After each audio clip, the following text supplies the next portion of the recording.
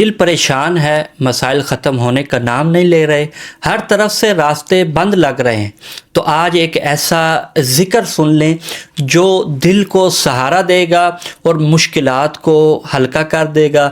اللہ تعالیٰ کے صفاتی ناموں میں یہ ایک عظیم نام ہے، اللہ الصمد، یعنی وہ ذات جس پر سب محتاج ہیں اور جو بے نیاز ہے اور جو کسی کا محتاج نہیں۔ جب انسان اپنی کمزوری، اپنی بے بسی اور اپنی پریشانیوں کے ساتھ اس نام کو پکڑ لیتا ہے اور اللہ کو پکارتا ہے تو گویا وہ اس دروازے پر آ جاتا ہے جہاں سے کبھی خالی نہیں لوٹایا جاتا۔